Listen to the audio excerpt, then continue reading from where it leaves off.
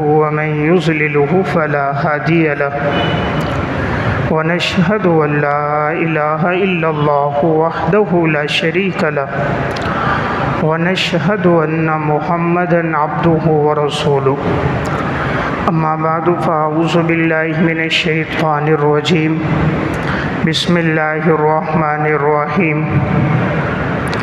من عمل صالحا من ذكر أو أنثى وهو مؤمن فلنحيينه حياة طيبة ولنجزينهم أجرهم بأحسن ما كانوا يعملون وقال النبي صلى الله عليه وسلم من كان يؤمن بالله واليوم الآخر فلا يؤذي جاره ومن كان يؤمن بالله واليوم الآخر فليكرم ضيفه ومن كان يؤمن بالله واليوم الآخر فليقل خيرا أو ليسكت رواہ البخاری صدق اللہ العظیم۔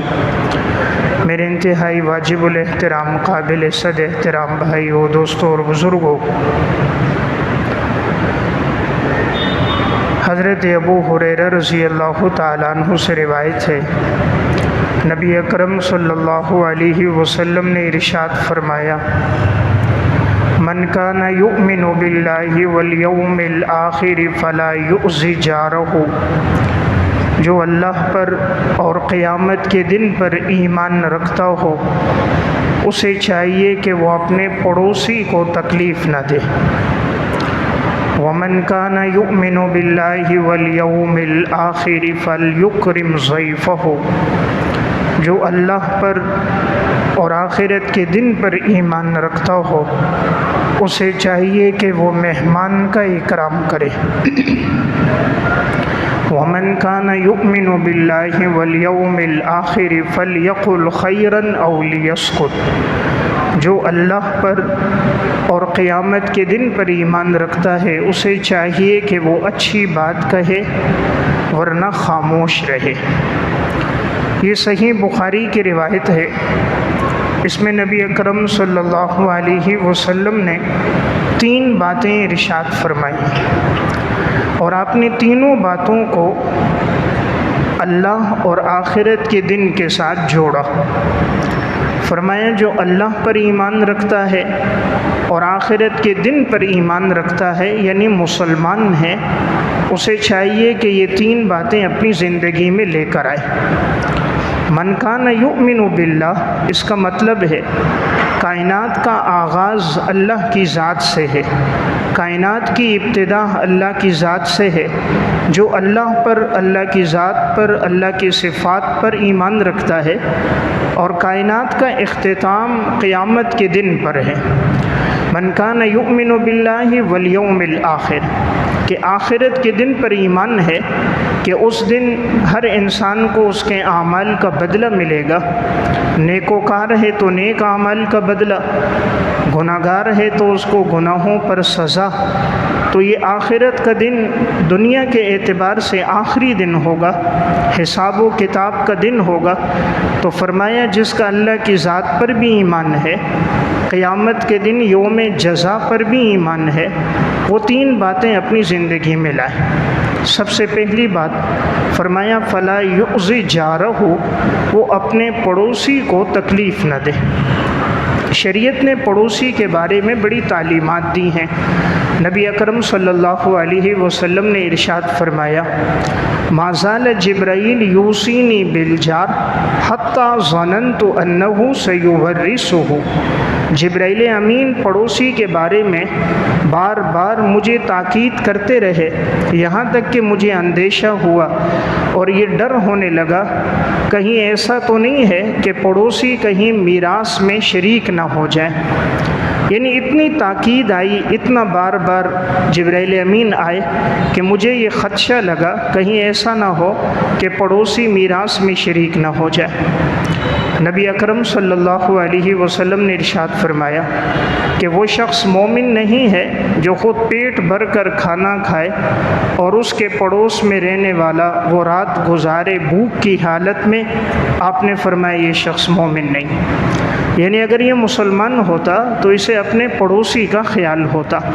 تو شریعت کی تعلیمات پڑوسی کے بارے میں بڑی تاکید کے ساتھ آئی ہیں، اس لیے ہماری کوشش ہو کہ ہماری وجہ سے کسی کو تکلیف نہ ہو اور اپنے آس پڑوس کا خیال رکھا جائے۔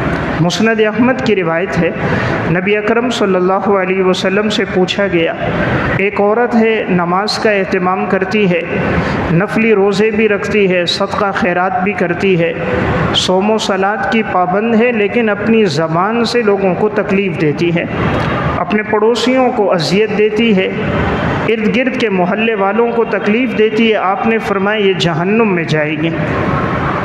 آپ سے پوچھا گیا کہ ایک عورت ہے، وہ صرف فرائض کی پابند ہے، یعنی زیادہ نفلی اعمال تو نہیں کرتی، زیادہ نفلی روزے رکھنا، صدقہ خیرات تو نہیں ہے، لیکن اپنی زبان سے کسی کو تکلیف نہیں پہنچاتی، یعنی پڑوسیوں کے بارے میں، دوسروں کے بارے میں سب اس سے مطمئن ہے، کسی کو پریشانی نہیں۔ آپ نے فرمایا یہ جنت میں جائے گی۔ تو معلوم یہ ہوا کہ یہ بڑا حق بنتا ہے پڑوس کا۔ آج اکثر ایسا ہوتا ہے، زندگی گزر جاتی ہے، پڑوسی کا پتہ ہی نہیں ہوتا کہ پڑوس میں رہنے والا کون ہے، اس کی زندگی کیسے گزر رہی ہے، ان کے گھر کے احوال کیسے گزر رہے ہیں، کہیں تنگ دستی تو نہیں، فاقہ تو نہیں۔ آج ہمیں اپنی تو بڑی فکر ہوتی ہے، اپنی اولاد کی فکر ہوتی ہے، لیکن پڑوس میں کتنے بیوہ ہیں، یتیم ہیں، مساکین ہیں، مستحق ہیں، کتنے ہیں کہ جن کی کمائی سے ان کے بچوں کی ضرورتیں پوری نہیں ہو رہی، اور وہ اپنے بچوں کو تعلیم نہیں دے پا رہے، علاج نہیں کر پا رہے، کتنے جن کے گھروں میں فاقہ ہے، مہنگائی کے اس دور میں بچوں کو نہیں کھلا پا رہے۔ تو ہماری فکر مندی ہونی چاہیے، ہمیں آس پڑوس کے بارے میں بھی فکر ہو۔ نبی اکرم صلی اللہ علیہ وسلم نے فرمایا کہ جب تم کھانا بناؤ تو شوربہ زیادہ کر دو تاکہ تم پڑوسی کو بھی بھیج سکو۔ شریعت کی تعلیمات ہیں، آپ نے فرمایا کہ اگر کوئی پڑوسی عورت کسی عورت کو بکری کا کھر بھی بھیجے تو وہ اس کو بھی حقیر نہ سمجھے، یعنی اس کو بھی رد نہ کریں، گویا یہ بھی ہدیہ ہے، اس ہدیے کو بھی عقیدت کے ساتھ اور منزلت کی نگاہ کے ساتھ دیکھیں۔ حضرات سلف کی زندگی اسی طرح گزری۔ اللہ تعالیٰ نے ان میں یہ پہلی صفت بھی رکھی تھی، وہ لوگ انسان تو انسان، وہ پرندوں کے پڑوس کا بھی خیال کیا کرتے تھے۔ جہان دیدہ میں واقعہ ہے، حضرت عمر بن عاص رضی اللہ تعالیٰ عنہ صحابی رسول ہیں، جب مصر فتح ہوا تو وہاں انہوں نے خیمہ لگایا ہوا تھا۔ چونکہ چند ماہ وہاں گزرے تھے تو خیمے کے دوران ایک کبوتری آئی اور اس نے خیمے میں ایک طرف گھونسلہ بنا دیا اور اس میں اس کے انڈے بھی تھے۔ تو جب آگے جانا پڑا، علاقہ فتح ہو گیا تو باقی سب نے خیمے کھول دیے۔ تو جب حضرت عمر بن عاص رضی اللہ تعالیٰ عنہ کی نگاہ پڑی کہ ان کے خیمے میں تو ایک کبوتری نے پناہ لی ہے اور اس کے انڈے ہیں، تو انہوں نے سوچا اگر خیمہ کھولا، انڈے نیچے گریں گے، ٹوٹ جائیں گے، تو انہوں نے چند ایک کو مقرر کیا کہ تم یہیں ٹھہر جاؤ یہاں تک کہ ان انڈوں سے بچے نکل جائیں، وہ اڑنے کے قابل ہو جائیں، تو پھر اس کے بعد تم خیمہ کھول دینا اور پیچھے سے فلاں جگہ تک آ جانا۔ یعنی پرندے کے بھی پڑوس کا خیال کیا کہ کہیں ایسا نہ ہو ان کو اذیت پہنچ جائے کہ انہوں نے ہمارے پڑوس میں جگہ لی، ہمارے قریب ٹھکانہ پکڑا۔ یعنی سلف ایسی محتاط زندگی گزار کے چلے گئے۔ امام ابو حنیفہ رحمۃ اللہ علیہ کا واقعہ مناقب ابی حنیفہ میں امام موفق مکی نے اور علامہ ابن خلکان نے وفیات الاعیان میں ذکر کیا۔ امام ابو حنیفہ رحمہ اللہ کے پڑوس میں ایک شخص تھا، نوجوان تھا، زندگی اس کی ابتدا میں فسق و فجور میں گزر رہی تھی۔ رات کا وقت ہوتا تھا، وہ اپنے دوستوں کو، اپنے اعزہ کو جمع کر دیتا اور ساری رات موسیقی میں گزر جاتی، آپس میں لہو لعب ہوتا، شور شرابہ ہوتا، کبھی شراب کی محفل ہوتی۔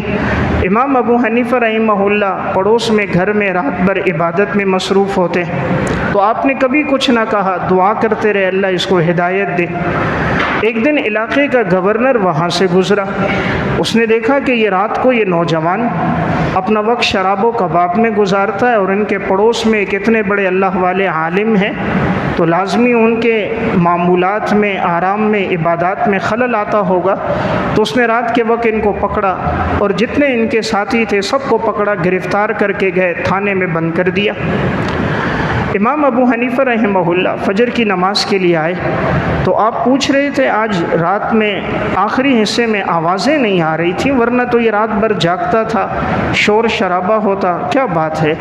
تو کسی نے کہا حضرت رات کو گورنر گزرا تھا اور اس نے دیکھا کہ اس کے شور شرابے سے آپ کے عبادت اور معمولات میں خلل آتا ہے، تو اس نے اسے گرفتار کیا اور اس کے ساتھیوں کو بھی پکڑ کے لے گئے۔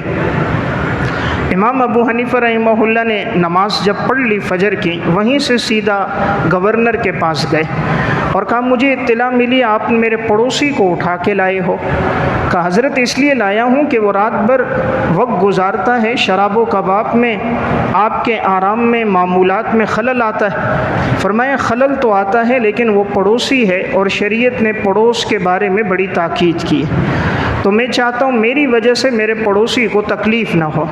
آپ نے اس وجہ سے اسے اٹھایا کہ مجھے تکلیف ہوگی، تو میری وجہ سے آپ اس کو تکلیف نہ دو۔ دعا کرتے ہیں اللہ تعالیٰ اس کو ہدایت عطا فرما دے، تو میرا مشورہ ہے کہ آپ اس کو چھوڑ دو، اللہ سے مانگیں گے اللہ اس کے دل کو پلٹ دے گا۔ گورنر گئے اور ان سے کہا تم کیسے بدبخت ہو، تم رات بھر حضرت کو تکلیف دیتے ہو لیکن حضرت کے عالی اخلاق دیکھو کیسے ہیں، تمہارے چھڑانے کے لیے خود آئیں۔ تو جب یہ بات کی اور ان سب نے دیکھا کہ امام ابو حنیفہ رات بھر عبادت اور فجر کے بعد ہمارے چھڑانے کے لیے آئے ہیں، تو وہی شخص حضرت کے سامنے توبہ طائب ہوا کہ حضرت میری زندگی گزری تکلیف دینے میں، اذیت میں، اور آپ کے ایسے عالی اخلاق، توبہ کرتا ہوں آج کے بعد انشاءاللہ اللہ کی نافرمانی نہیں کروں گا۔ آج کے بعد کوشش ہوگی میری رات عبادت میں، اعمال میں گزرے گی، یہ میری آخری رات تھی جو گناہ میں گزری، آج کے بعد ایسا نہیں ہوگا۔ امام ابو حنیفہ خوش ہو گئے، دعا کرنے لگ گئے، اللہ نے پھر ایسی ہدایت عطا فرمائی کہ پھر اس کی بقیہ ساری زندگی عبادت میں، اعمال میں گزر گئی۔ ہم فتویٰ لگانے میں بڑے جری ہیں، آج ہم ہوتے ہم کہتے یہ فاسق ہے، فاجر ہے، یہ دین سے خارج ہے، اس کو معلوم نہیں کتنی اذیتیں پہنچا رہا ہے، لیکن درد دل سے دعا نہیں کرتے، اللہ سے نہیں مانگتے، حسن اخلاق سے سمجھانے کی کوشش نہیں کرتے، ہمدردی کا جذبہ نہیں ہے۔ ورنہ آج بھی اگر یہ جذبہ ہو، اخلاق عالی ہو، کردار اونچا ہو، اللہ نے اسلام کی تعلیمات میں جو تاثیر 1400 سال قبل رکھی تھی وہ آج بھی موجود ہے۔ یہی امام ابو حنیفہ رحمہ اللہ گزر رہے، تفسیر کبیر میں واقعہ ہے، امام صاحب رحمۃ اللہ علیہ گلی سے گزر رہے تھے، برسات کا موسم تھا، بارش ہلکی ہلکی لگی تھی، تو آپ کے جوتوں کے ساتھ کچھ تھوڑا سا کیچڑ لگ گیا، تو گزرتے ہوئے جیسے ہی قدم اٹھایا تو وہ کیچڑ چپل سے تھوڑا سا ہٹ کر دیوار پہ لگ گیا۔ اس دور میں کچی دیواریں ہوتی تھیں، کچے گھر تھے۔ امام ابو حنیفہ رحمہ اللہ نے دیکھا کہ میری جوتی سے یہ کیچڑ اس دیوار پہ لگا ہے، تو آپ نے چاہا اگر میں اس کو ہٹاؤں تو کچی دیواریں ہیں تو زائد مٹی نیچے گر جائے گی اور یہ مالک مکان کی اجازت کے بغیر ہوگا، اور اگر میں چھوڑ دوں تو اس کی دیوار بدنما نظر آئے گی، اور یہ مناسب نہیں کہ میری وجہ سے کسی کے دیوار اور مکان میں کوئی ایسی چیز لگ جائے جس سے اس کی خوبصورتی پر فرق آ جائے۔ امام ابو حنیفہ رحمہ اللہ نے دروازے پہ دستک دی، وہ ایک غیر مسلم مجوسی کا گھر تھا، اور اس مجوسی نے امام ابو حنیفہ سے قرضہ لیا ہوا تھا، تو اس کی باندی جب باہر نکلی، امام ابو حنیفہ رحمہ اللہ کو دیکھا تو وہ اپنے آقا کے پاس گئی، کہا لگتا ہے کہ شاید امام ابو حنیفہ قرضہ مانگنے آئے ہوں گے، آپ نے اب تک ان کا قرضہ واپس نہیں کیا، تو شاید قرضے کے لیے نہ آئے ہوں۔ تو اب وہ بھی گھبرا گئے، انہوں نے کہا لیکن آپ پوچھو تو صحیح، امام ابو حنیفہ ویسے کسی کے دروازے پہ تو نہیں جاتے دنیا کی خاطر۔ تو جب دروازہ کھولا پوچھا حضرت کیسے آنا ہوا؟ فرمایا اپنے آقا کو کہو میں گزر رہا تھا، میرے پاؤں سے کیچڑ تھوڑا سا جوتی سے آپ کی دیوار پہ لگ گیا، دیوار بدنما ہو گئی، تو میں چاہ رہا تھا صاف کر دوں، آپ کی اجازت ہو تو صاف کر لوں، اور معافی طلب کرنے آیا ہوں کہ غیر اختیاری طور پہ لگا، بغیر قصد اور ارادے کے لگا ہے، معافی چاہتا ہوں۔ جب وہ گئیں اور اندر جا کر اس مجوسی کو یہ واقعہ سنایا، وہ فوراً باہر آیا کہ حضرت کے اتنے عالی اور اونچے اخلاق، معافی بھی مانگ رہے، مسلمان نہیں غیر مسلم، اور قصدن بھی نہیں غیر اختیاری طور پہ لگا۔ فرمایا حضرت کیچڑ تو بعد میں صاف کریں گے، کلمہ پہلے پڑھائیے۔ حضرت نے کلمہ پڑھایا اور وہ مسلمان ہو گیا۔ یہ اسلام کی تعلیمات تھیں کہ جو کردار سے پھیلتی تھیں، اونچے اخلاق سے پھیلتی تھیں۔ آج ہمارا اسلام ہماری زبان میں ہے، ہمارے جسم پر نہیں ہے۔ آج اسلام کا دعویٰ زبان پر ہے، کردار میں نہیں ہے۔ صحابہ عمل سے دعوت دیتے تھے، ہم زبان سے دیتے ہیں۔ ہمارا عمل ہمارے قول کی تکذیب کر دیتا ہے۔ ہم کہتے کچھ ہیں، کرتے کچھ ہیں، اس لیے تعلیمات میں اثر نہیں ہے۔ قرآن اسی لیے تو کہتا ہے یا ایھا الذین آمنوا ادخلوا فی السلم کافہ، ایمان والو اسلام میں مکمل داخل ہو جاؤ، پورے داخل ہو جاؤ، شریعت کی ساری تعلیمات کو تسلیم کرو، ہر حکم کو مانو۔ امام ذہبی رحمۃ اللہ علیہ کی کتاب الکبائر، اس میں انہوں نے واقعہ لکھا۔ ایک بڑے اللہ والے بزرگ تھے حضرت سہل بن عبداللہ تستری رحمۃ اللہ علیہ۔ ان کے پڑوس میں ایک غیر مسلم مجوسی رہتا تھا۔ وہ مجوسی حضرت کو اذیت دیتا رہتا۔ رات کا وقت ہوتا، جب آدھی رات گزر جاتی، بسا اوقات کچرا اٹھاتا اور حضرت کے گھر میں پھینک دیتا۔ اس کے گھر کا جو پرنالا تھا وہ بھی حضرت کے صحن میں بہہ رہا تھا۔ کبھی برسات ہوتی تو پانی وہیں بہہ جاتا، کبھی گندا پانی یہ وہاں ڈال دیتا، کچرا پھینک دیتا۔ حضرت تہجد میں جب اٹھتے، صحن سے وہ کچرا جمع کر کے باہر پھینک دیتے، اور کبھی اس کو گلا شکوہ نہیں کیا کہ تو کیوں میرے صحن میں کچرا پھینک دیتا ہے۔ دعا کرتے رہے اللہ اس کو ہدایت عطا فرما دے۔ ایام گزرتے گئے، حضرت بیمار ہو گئے، سہل بن عبداللہ تستری، اور ایسا لگتا تھا شاید کہیں اس بیماری میں انتقال نہ ہو جائے۔ تو ایک دن آپ نے اس مجوسی کو بلایا۔ جب وہ آیا تو تنہائی میں اس کو سمجھایا کہ بھئی میری بیماری اب طویل ہو گئی، لگتا ہے شاید اس بیماری میں دنیا سے چلا جاؤں، کوئی کمی کوتاہی ہو تو معافی چاہتا ہوں، آپ میرے پڑوس میں رہتے تھے اور پڑوس کا شریعت میں بڑا حق ہے۔ اور پھر کہا کہ تمہارے گھر سے کچرا آتا تھا، میں پھینک دیتا تھا، لیکن آئندہ کوشش کرنا کہ نہ پھینکنا، اور پرنالے کے رخ کو تبدیل کر دو، اس لیے کہ میرے جانے کے بعد میرے بچے ہوں گے گھر میں، تو کہیں ایسا نہ ہو کچرا آئے اور میرا کوئی بیٹا، میرا کوئی عزیز آپ سے الجھ جائے اور آپ کو تکلیف پہنچے، تو میں نہیں چاہتا ہمارے پڑوسی کو تکلیف پہنچے۔ آپ ہمارے پڑوس میں رہتے ہو، میں نہیں چاہتا آپ کو اذیت پہنچے، تو آئندہ اگر پھینکنا ہو تو خود پھینک دیا کرو، کسی سے کہہ دو میرے گھر میں نہ پھینکنا، کہیں ایسا نہ ہو میں دنیا سے چلا جاؤں اور میرا کوئی بیٹا آپ سے سخت لہجے میں بات کرے اور آپ کو اذیت نہ پہنچے۔ جب اس مجوسی نے دیکھا کہ ساری زندگی میرا کردار کیا تھا، حضرت کا عمل کیا ہے، میں کیا کرتا رہا اور حضرت کے عالی اخلاق کیا ہیں، فرمایا حضرت میں چاہتا ہوں آپ کلمہ پڑھاؤ، میں مسلمان ہو جاؤں، آپ کے ہاتھ پر ایمان لے آؤں۔ حضرت نے کلمہ پڑھایا، وہ مجوسی مسلمان ہو گیا۔ یعنی اسلام کی دعوت نہیں دی، کردار تھا، عمل تھا۔ شریعت کی تعلیمات ایسی مقناطیس ہیں کہ یہ دوسروں کو خود اسلام میں لے آتی ہیں، لیکن آج افسوس مسلمان خود شریعت پر نہیں ہے۔ جس دن یہ خود شریعت پہ ہوگا، لوگ اس نمونے کو دیکھ کر اس کی امانت داری کو، معاملات کے اندر دیانت داری کو، اس کی سچائی کو، اس کے قول اور فعل کو، عمل کو، نگاہوں کی حفاظت کو دیکھ کر لوگ خود دین میں داخل ہو جائیں گے۔ تو میں عرض کر رہا ہوں، نبی اکرم صلی اللہ علیہ وسلم نے پہلا جملہ فرمایا، من کان یؤمن باللہ والیوم الآخر فلا یؤذی جارہ، اللہ اور آخرت پر جو ایمان رکھے وہ اپنے پڑوسی کو اذیت نہ دے۔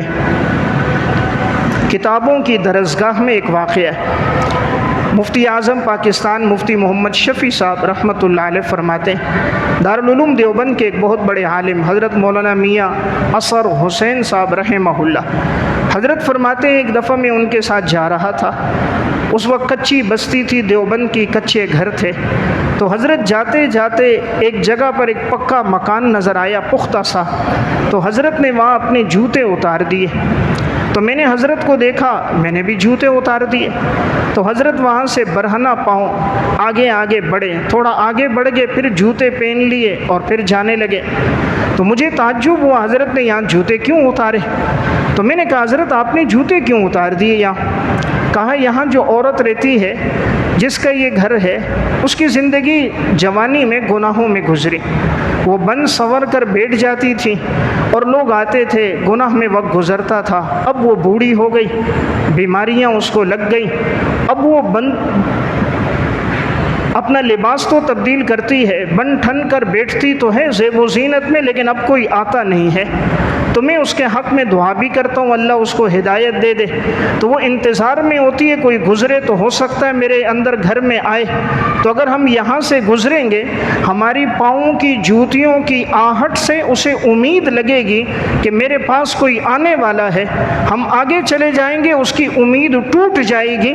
شریعت کہتی ہے پڑوسی کو تکلیف نہ ہو، کہ ہماری جوتیوں کی آہٹ سے اس کی امید لگے گی، ہمارے آگے بڑھنے سے اس کی امید ٹوٹ جائے گی، ہم کیوں اس کی امید لگائیں اور کیوں ٹوٹے؟ تو میں چاہتا ہوں انہیں اذیت نہ ہو، اس لیے میں اپنے جوتے اتار دیتا ہوں۔ میں عرض کر رہا ہوں سلف تو یوں زندگی گزار کے چلے گئے۔ دارالعلوم دیوبند کے مفتی تھے مفتی اعظم ہند حضرت مفتی عزیز الرحمن صاحب رحمہ اللہ۔ حضرت شیخ الاسلام مفتی تقی عثمانی صاحب نے ان کا واقعہ لکھا، فرماتے ہیں کہ حالانکہ اتنے بڑے مفتی تھے لیکن آس پڑوس میں کوئی بیوہ ہوتی، کوئی گھروں میں مرد نہ ہوتے، کوئی سامان لانا ہوتا تو کوئی عورت بھیج دیتی کہ یہ سامان لے کر آنا ہے، حضرت خود چلے جاتے، سامان بازار سے لے آتے، کبھی دھنیا سبزی، تو پھر کوئی عورت کہتی یہ نہیں منگایا تھا یہ منگایا تھا، حضرت جاتے تبدیل کر کے آ جاتے، کہا یہ سامان نہیں یہ منگایا، بدل کے آتے، کہا اتنے بڑے مفتی ہو کر بھی اپنے پڑوس کا اتنا خیال کرتے تھے، کہ اتنے بڑے مفتی ہیں آج ان کے فتاوی دارالعلوم دیوبند چھپے ہوئے ہیں اور بڑے مستند فتاوی ہیں، اتنا اللہ نے مقام دیا لیکن اتنا خیال تھا۔ تو میں پہلی بات عرض کر رہا تھا، حضور فرما رہے ہیں جو اللہ اور آخرت پر ایمان رکھے اسے چاہیے کہ وہ اپنے پڑوسی کو تکلیف نہ دے۔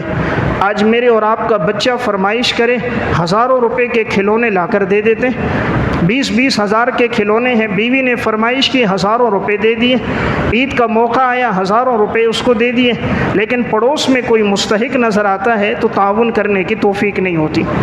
ایک کھانے کے لیے جاتے ہیں 30-30 ہزار روپے لگ جاتا ہے، یہ پیٹ تو 200 روپے میں بھی بھر سکتا ہے، باقی یہ جو 29,800 روپے ہیں اس سے 6 گھروں کا راشن ہو سکتا ہے اور ان کا پورا مہینہ اس پہ گزر سکتا ہے۔ ضرورت کا موبائل تو 10-12 ہزار کا آ سکتا ہے، یہ 3-4 لاکھ کے موبائل کی ضرورت تو نہیں، یہ عیاشی ہے۔ تو آج انسان اپنی عیاشی اور خواہشات پہ زیادہ مال لگاتا ہے، شریعت کی تعلیمات پہ کم لگاتا ہے۔ تو اگر انسان دین پر آئے، مزاج شریعت کو سمجھے، اللہ اس سے زیادہ اس کو عطا فرماتا ہے۔ تو میں ایک بات عرض کر رہا تھا کہ پہلی فکر ہمارے اندر آ جائے، آس پڑوس کا خیال پیدا ہو جائے۔ ایسے بھی سلف میں مرد عورتیں گزریں، ان کی زندگی ایسی تھی۔ حضرت مولانا پیر ذوالفقار احمد نقشبندی صاحب رحمہ اللہ حضرت ایک واقعہ بیان فرماتے تھے، کہا کہ ہمارے ہاں جہاں ایک عورت آباد تھی، دیہات تھا پہلے، جہاں حضرت کے آباء و اجداد آباد تھے، تو فرمایا کہ وہاں پر وہ عورت تھی، تو وہاں سے لوگ جب گزرتے تھے گاڑیوں میں تو اس وقت گاڑیوں کی آمد و رفت دیہاتوں میں بہت کم ہوتی تھی، تو دن میں کبھی 1-2 گاڑیاں ملتی ہیں، اس سے مسافر ایک جگہ سے دوسری جگہ جاتے تھے۔ تو اب وہ کبھی آتے اور گاڑی اگر چلی جاتی تو بڑی تکلیف ہوتی، وہاں ٹھہرنا پڑتا، اور کبھی کبھی رات گزارنی پڑتی، صبح گاڑی آتی تو بڑی پریشانی ہوتی تھی۔ تو اس بیوی نے اپنے شوہر سے کہا اللہ نے ہمیں تھوڑی سی وسعت دی ہے، کیوں نہ ہم یہاں ایک مہمان خانہ بنا دیں، اور جب بھی کوئی اگر اس طرح آئے اور گاڑی چلی جائے اور انہیں انتظار کرنا پڑے مسافروں کو تو مہمان خانے میں انتظار کر لیں۔ تو اپنے شوہر کا ذہن بنایا، شوہر نے کہا ٹھیک ہے۔ آج کی بیوی ذہن بناتی ہیں خواہشات کی، اس وقت کی بیویاں تھیں جو ذہن بناتی تھیں آخرت کے اعمال کی، تو ذہن بنایا کہ یہ مال بجائے ہماری خواہشات پہ لگے لوگوں کے کام آ جائے، تو انہوں نے وہاں مہمان خانہ بنا دیا۔ اب سارے لوگ خوش ہو گئے، جو آتا وہیں ٹھہرتا، گاڑی گزر جاتی لیکن وہیں ٹھہرتے۔ اب انہوں نے اپنے شوہر سے کہا کیوں نہ ہماری کوشش ہو کہ کھانا بھی بنا دیا کریں، لوگ دور سے آتے واپس جانا مشکل ہوتا ہے، کھانے کا انتظام ہو جائے، تو جو خرچہ تم مجھے دیتے ہو اس خرچے سے کھانا بنا لیا کریں، کریں گے تاکہ یہ مسافر رات کو کھانا بھی کھائیں۔ اب وہ کھانا بھی بنا دیتی، جو مسافر ہوتے وہ ٹھہرتے کھانا کھاتے، پانی کا انتظام کر دیتی، چائے کا وقت ہوتا چائے کا انتظام ہوتا، بیسیوں مسافر مہمان خانے میں ٹھہرتے چلے جاتے۔ جب تک وہ عورت زندہ رہی یہ لنگر چلتا رہا۔ جب اس کا انتقال ہو گیا تو لوگ اس کے جانے کے بعد بھی یاد کرتے تھے، یہاں ایک عورت تھی جس نے مہمان خانہ بنایا تھا، مسافروں کے لیے کھانے کا انتظام، چائے کا انتظام، پینے کا انتظام تھا، ہر ایک اس کو یاد رکھتا۔ تو وہ دنیا سے چلی گئی لیکن عمل باقی ہے، دنیا سے چلی گئی لیکن ایک نیک نامی کے ساتھ وہ گزار گئی۔ تو میں ایک بات عرض کر رہا ہوں کہ حضور فرما رہے ہیں پہلی چیز، من کان یؤمن باللہ والیوم الآخر فلا یؤذ جارہ، جو اللہ اور آخرت پر ایمان رکھے وہ اپنے پڑوسی کو تکلیف نہ دے۔ دوسری بات، نبی اکرم صلی اللہ علیہ وسلم نے فرمایا من کان یؤمن باللہ والیوم الآخر فلیکرم ضیفہ، جو اللہ اور آخرت پر ایمان رکھے اسے چاہیے مہمان کا اکرام کرے، مہمان کا اکرام کرے۔ مہمان اللہ کی طرف سے ایک بہت بڑی نعمت۔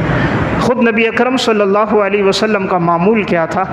تفسیر طبری میں الدر المنصور میں واقع ہے، ایک مہمان حضور کے پاس آئے، حضور نے گھر پیغام بھیجا کیا گھر میں کچھ ہے؟ آپ کی تمام ازواج کے گھروں میں وہ قاصد گیا، پوچھا لیکن کسی گھر میں کچھ نہیں تھا۔ یہ نبوت کا گھر ہے جہاں کچھ موجود نہیں ہے، اور یہ نبوت کا گھر تھا جہاں 2 مہینے چولہا نہیں جلتا تھا، کہ سب گھروں میں پوچھا تو گھر میں اتنا کچھ نہیں مہمان کا اکرام ہو سکے۔ رسول اللہ صلی اللہ علیہ وسلم فکر مند تھے۔ اتنے میں ایک صحابی تھے ابو طلحہ انصاری رضی اللہ تعالیٰ، فرمایا یا رسول اللہ اگر میں اکرام کر دوں؟ حضور خوش ہو گئے، ابو طلحہ انصاری لے کر گئے، اپنی گھر والی حضرت ام سلیم کو بتایا کہ مہمان ہیں حضور کا، گھر میں کچھ ہے؟ فرمایا اتنا ہے کہ میں آپ بچے کھا سکتے ہیں، اس سے زیادہ تو نہیں، لیکن ایسا کریں گے ہم خود دونوں بھوکے رہیں گے، بچوں کو میں سلا دیتی ہوں، کھانا مہمان کے سامنے رکھیں گے۔ میاں بیوی کا مشورہ ہو رہا ہے، اللہ اور اللہ کا رسول راضی ہو جائے۔ ہماری کوشش دنیا بنانے کی، ان کی کوشش آخرت بنانے کی۔ اپنے بچوں کو سلا دیا، کھانا جب تیار ہو گیا کہا چراغ کو اٹھا لوں گی، جلانے کے بہانے چراغ بجھا دیا۔ اب یہ خود میزبان خالی ہاتھ چلا رہا ہے، مہمان کھانا کھا رہا ہے، مہمان نے سیر ہو کر کھانا کھا لیا، میزبانوں نے رات بھوک کی حالت میں گزار دی، اللہ بھی تو دیکھ رہا ہے، اس کائنات کا کوئی خالق بھی تو ہے، زمین آسمان کا نظام چلانے والا بھی تو کوئی ہے جو ہمارے ہر عمل سے واقف ہے، اس سے کوئی چیز پوشیدہ نہیں۔ اللہ نے یہ عمل دیکھا، صبح ابو طلحہ انصاری آئے، آپ صلی اللہ علیہ وسلم نے فرمایا ابو طلحہ اللہ تعالیٰ تمہارے اور تمہارے گھر والوں کی رات کی اس خدمت سے اتنا خوش ہوا، اللہ نے قرآن نازل کیا وَيُوسِرُونَ عَلَىٰ أَنفُسِهِمْ وَلَوْ كَانَ بِهِمْ خَصَاصَةٌ، یہ ایمان والے لوگ وہ ہیں جو دوسروں کو اپنے اوپر ترجیح دیتے ہیں، خود فاقے میں تنگی میں زندگی گزار دیتے ہیں، دوسروں کو ترجیح دیتے ہیں، قیامت تک کے لیے قرآن میں اللہ نے تذکرہ کر دیا۔ میں عرض کر رہا ہوں زندگی ایسی گزار کے گئے، آج ہم مہمان کو دیکھیں پیشانی پہ انسان کے 12 بج جاتے ہیں، 6 بجے بھی ہوتا ہے کہ آخر یہ کھانے کے وقت آ گیا، حالانکہ مہمان رزق اپنا لے کر آتا ہے، دسترخوان ہمارا ہوتا ہے، گھر ہمارا ہے، دسترخوان ہمارا ہے، رزق مہمان کا ہے، اللہ نے اس کا رزق ہمارے دسترخوان پہ رکھا، یہ ہمارے لیے سعادت کی بات ہے۔ عرب کے لوگوں کا کیا دستور تھا؟ علامہ ابن جوزی نے صفت الصفوہ میں ایک واقعہ لکھا، عرب کا ایک شخص کہتا ہے میں سفر کر رہا تھا، جنگل آ گیا، سفر کرتے کرتے رات کا وقت ہو گیا، میں نے سوچا کہ اب تو باہر نہیں جا سکتا، صحرا ہے، یہیں کہیں رات گزاروں، تو میں نے دیکھا مجھے خیمہ نظر آ گیا، میں خیمے کے باہر آیا، سلام کیا، ایک نوجوان لڑکا باہر آیا، کہا چہرہ یوں چمکتا جیسے 14ویں کا رات کا چاند چمک رہا ہو، مجھ سے ملا تو میں نے اسے سلام دعا کی، اس نے کہا میں چاہتا ہوں آپ میرے پاس ہی رات گزار دو، اس لیے کہ میری کوشش ہوتی ہے ہر کھانے کے ٹائم ہم آپ ابراہیم علیہ السلام کے طریقے پہ چلتے ہیں الحمدللہ، اور رسول اللہ صلی اللہ علیہ وسلم کی تعلیمات پر کوشش ہوتی ہے کوئی کھانا ہمارے خیمے میں بغیر مہمان کے نہیں ہوتا۔ کوئی بھی گزرتا ہے، ہمارے ہاں کھانا ہوتا ہے، دوپہر کا ہو شام کا ہو، تو میں ابھی باہر نکلنے والا تھا، کوئی مہمان ڈھونڈوں، اللہ نے آپ کو بھیج دیا، ہماری سعادت، اگر آپ ہمارے پاس کھاؤ گے ہمیں خوشی ہوگی۔ یہ فرماتے میں ویسے ہی مسافر تھا، میں نے کہا ٹھیک ہے۔ میں خیمے کے ایک طرف میں آیا تو جیسے اندر داخل ہوا، بھائی نے بہن کو پیغام دیا، الحمدللہ مہمان آ گئے، اللہ کی رحمت آ گئی۔ بہن خوش ہو گئی۔ عرب کی عورتیں خود ہی بکریاں ذبح کر دی تھی، بکری کا بچہ تھا، گئی ایک کونے میں ایک طرف بکری ذبح کی، جلدی سے کھال اتاری، کہا لکڑیاں لے کر آؤ، لائے اور کھانا تیار ہو گیا، بہترین کھانا بن گیا۔ اب کہتے ہیں جب میں نے کھانا کھایا مجھے بڑا لطف آیا، رات کا وقت ہوا، میں خیمے میں سو گیا، ایک طرف اب میں سویا ہوں اور وہ نوجوان لڑکا ہے، دوسری طرف خیمے کے اس کی وہی بہن ہے۔ تو جب رات کی آدھی رات گزر گئی تو کہتے ہیں مجھے قرآن کریم کی تلاوت کی آواز آ رہی تھی، ہلکی ہلکی آواز آ رہی تھی، خوبصورت انداز میں وہی لڑکی قرآن پڑھ رہی تھی اور آواز میں بڑی رقت تھی، تو میں سنتا رہا اس کا قرآن۔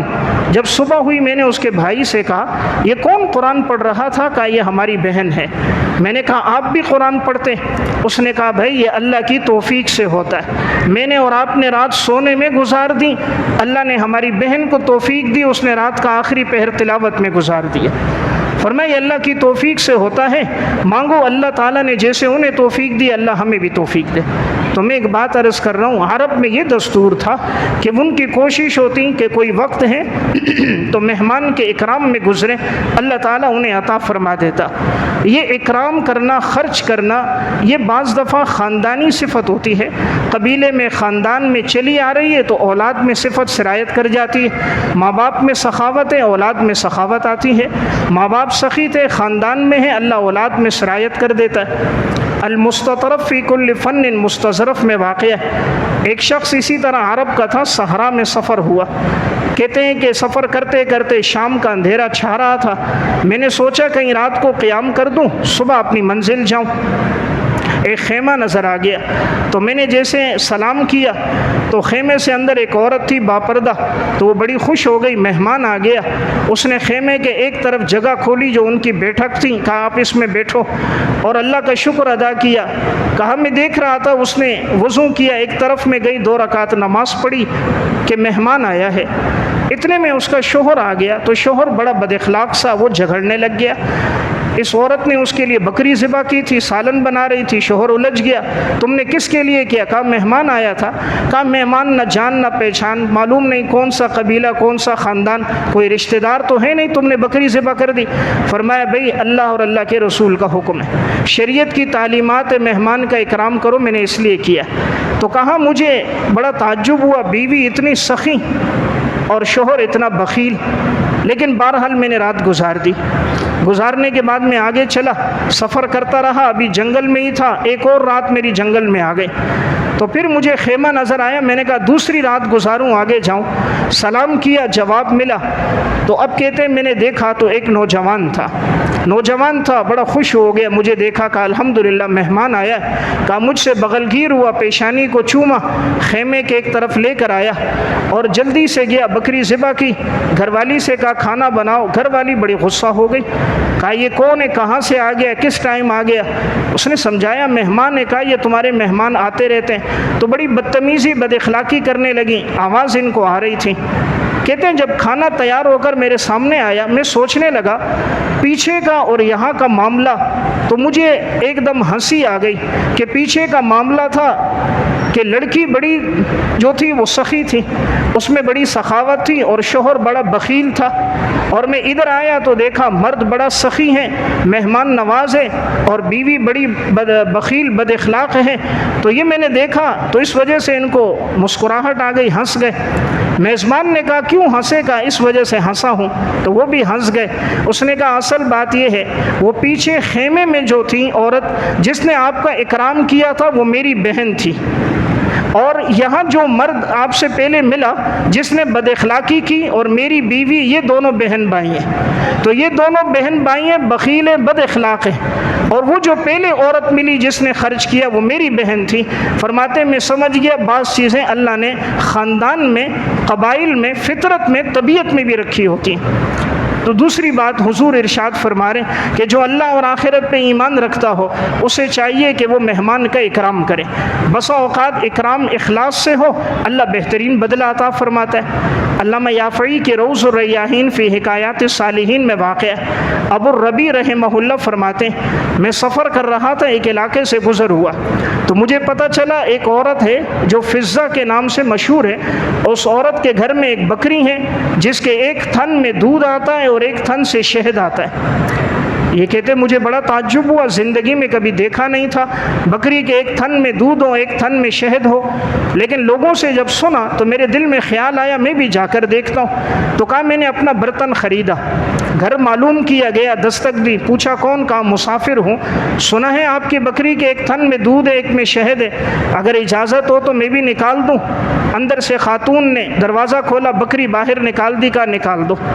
کہتے میرے پاس برتن تھا، میں نے ایک تھن سے نکالا واقعی دودھ، دوسرے تھن سے نکالا تو بہترین شہد۔ مجھے بڑا تعجب ہوا، میں نے پوچھا آخر یہ کب سے دودھ اور شہد آیا؟ خاتون نے پردے کی آڑ میں واقعہ سنایا، کہا ہمارے گھر میں ایک ہی بکری تھی اور اس بکری پہ گزر بسر ہوتا تھا اور اسی کا جو دودھ تھا بکری کا میرے بچے پیتے تھے، اس کے علاوہ ہمارے گھر میں کچھ نہیں تھا۔ مہمان آ گیا، جب مہمانوں کی آمد ہوئی میں نے شوہر سے کہا کہ اس بکری کو ذبح کر دو مہمانوں کے لیے۔ شوہر نے کہا اس کے علاوہ تو کچھ نہیں۔ فرمایا نہیں کوئی بات نہیں، حدیث میں حکم ہے مہمان کا اکرام کرو، اللہ ہمیں اس سے بہتر چیز عطا فرما دے گا۔ بیوی نے شوہر کا ذہن بنایا، آج کی بیویاں تو روکتی ہیں، اس وقت کی بیویاں خرچ پہ ابھارتی تھیں کیونکہ ذہن بنا ہوا تھا کہ ہر چیز کا بدلہ ملنا ہے، تو انہوں نے کہا جاؤ اسے ذبح کرو۔ وہ گئے باہر ذبح کی، جب ذبح کر دی اور وہ کھال اتار رہے تھے تو یہ عورت کہتی ہے میں نے دیکھا اوپر کی سیڑھیوں سے ایک بکری نیچے اتر کے آ رہی ہے، میں پریشان ہو گئی، بکری تو باہر اور یہ ہو بہو بکری اوپر سے کیسے نیچے آ رہی ہے؟ میں نے سوچا شاید شوہر کے ہاتھ سے یہ بکری چھوٹ گئی ہو، تو میں نے بکری کو پکڑا، جب باہر آئی تو دیکھا شوہر وہ بکری ذبح کر چکا تھا اور اس کی کھال اتار رہا تھا۔ یہ اللہ تعالیٰ نے ہمیں گویا غیبی طور پر یہ دوسری بکری دے دی مہمان کے اکرام کی وجہ سے۔ کہا اس دن سے اس بکری کی حالت یہ ہے، ہم جب نکالتے ہیں تو ایک تھن میں دودھ آتا ہے ایک میں شہد آتا ہے، کہ ہم نے وہ جو اکرام کیا اللہ کو وہ اکرام اتنا پسند آیا کہ رب العالمین نے اس کا ہمیں نقد بدلہ دنیا میں عطا فرما دیا۔ تو میں عرض کر رہا ہوں آخرت کا بدلہ تو ہے ہی، اللہ تعالیٰ بسوں اوقات دنیا میں بھی بہترین بدلہ انسان کو عطا فرما دیتا ہے، تو ہماری کوشش ہونی چاہیے۔ دوسری بات جو حضور ارشاد فرما رہے ہیں اور وہ ہے مہمان کا اکرام۔ تیسری بات آپ علیہ الصلوۃ والسلام نے ارشاد فرمائی من کان یؤمن باللہ والیوم الآخر فَلْيَقُلْ خَيْرًا أَوْ لِيَصْمُتْ، جو اللہ اور آخرت پر ایمان رکھے اسے چاہیے کہ اچھی بات کہے ورنہ وہ خاموش رہے۔ اس لیے ہو سکے تو ہماری گفتگو سے کسی کو تکلیف نہ پہنچے، ہماری کوشش ہو ہماری باتوں سے کوئی پریشان نہ ہو، بات ہو تو خیر کی ورنہ زبان پہ ذکر جاری ہو۔ اللہ تعالیٰ کو ایسے ہی لوگ پسند ہیں جو اپنا ہر گلہ شکوہ، اپنا ہر درد دل صرف اللہ کے سامنے بیان کرتے ہیں۔ اللہ بڑا قدردان ہے، بہترین بدلہ عطا فرماتا ہے۔ میں ایک واقعہ سنا کے بعد سمیٹتا ہوں۔ تفسیر طبری میں معالم التنزیل میں واقعہ ہے، ایک صحابی تھے اوس بن صامت رضی اللہ تعالیٰ، ان کی گھر والی تھی خولہ بنت ثعلبہ رضی اللہ تعالیٰ عنہ۔ یہ اوس بن صامت ایک دفعہ بیوی سے الجھ گئے تو آپس میں جھگڑا سا ہو گیا، تکرار ہوا، تو انہوں نے بیوی سے کہا انت علیہ کظہر امی، تم میرے لیے اس طرح ہو جیسے میری ماں کی پشت ہے، یعنی جیسے میری ماں میرے اوپر حرام ہے گویا تم بھی میرے اوپر اب حرام ہو کہ میں تم سے اب فائدہ نہیں لے سکتا۔ زمانہ جاہلیت میں ایسا تھا کہ جو آدمی یہ جملہ کہہ دیتا اس کے بعد وہ اپنی بیوی سے نفع نہیں لے سکتا تھا، وہ بیوی اس پر ہمیشہ کے لیے حرام ہو جاتی تھی۔ تو جب اس صحابی نے اپنی گھر والی سے یہ جملہ کہا تو جاہلیت کے قانون کے مطابق تو اب وہ حرام ہو گئی۔ اب یہ سوچنے لگ گئی اب کیا ہوگا، چھوٹے چھوٹے بچے ہیں، میرا بھی بڑھاپا ہے۔ شوہر نے تو کہا لیکن بعد میں انہیں بھی افسوس، ان کا بھی بڑھاپا، بیماری کے ان کے بھی ایام۔ اب یہ خاتون خولا بنت ثعلبہ رضی اللہ تعالیٰ عنہ نبی اکرم صلی اللہ علیہ وسلم کی خدمت میں آئی. رسول اللہ صلی اللہ علیہ وسلم بیٹھے ہیں اور اس صحابیہ نے واقعہ سنایا. میرے شوہر نے مجھے کہا ہے آپ میری ماں کی پشت کی طرح ہو, آپ بتائیے کیا حکم ہے. رسول اللہ صلی اللہ علیہ وسلم پر اب تک چونکہ وحی میں نئی تعلیمات, نیا حکم نہیں آیا تھا, اس لیے آپ نے سابقہ بات کو دیکھتے ہوئے فرمایا کہ جس طرح پہلے حرام ہو جاتی ہے اس طرح تو بھی شاید اپنے شوہر پر اب حرام ہو گئی, اب کوئی راستہ نہیں ہے تمہیں اپنے شوہر کے بعد دوبارہ جانے کا. یہ خاتون رونے لگ گئی. صحابیہ خولا بنت ثعلبہ فرمایا یا رسول اللہ میرے تو چھوٹے چھوٹے بچے, میری جوانی اس شوہر کے ساتھ گزر گئی, اب میں بڑھاپے میں کس کے پاس جاؤں گی, میرے پاس تو سہارا بھی کوئی نہیں. شوہر نے کہہ دیا لیکن یہ تو ناسمجھ تھا, غصے میں کہا اس کا بھی بڑھاپا ہے, یہ بھی بیمار ہے, اس کی خدمت کون کرے گا, اس کو کی دیکھ بھال کون کرے گا, میرے بچوں کی دیکھ بھال کون کرے گا, میری جوانی اس کے ساتھ گزر گئی, اب میں بڑھاپے میں کہاں جاؤں گی یا رسول اللہ. حضور فرماتے ہیں پہلے کا حکم تو یہی چلا آ رہا ہے کہ اب تو حرام ہو گئی, رجوع نہیں کر سکتی. یہ خاتون آسمان کی طرف نظر اٹھاتی, اللہ کے سامنے رو کر دعا کرتی, یا اللہ میں اپنی شکایت, اپنا شکوہ, اپنا درد دل تیرے سامنے بیان کرتی ہوں. مولا کریم اب میں اس عمر میں کہاں جاؤں گی, یا اللہ میرے لیے کوئی آسانی پیدا فرما دے, کوئی حکم میرے بارے میں نازل فرما دے. نبی اکرم صلی اللہ علیہ وسلم بیٹھے, خاتون کی آنکھوں سے آنسو بہ رہے, چہرہ آسمان کی طرف اٹھایا. اللہ نے قرآن اتار دیا, قد سمع اللہ قول التی تجادلک فی زوجہا وتشتکی الی اللہ واللہ یسمع تحاورکما ان اللہ سمیع بصیر.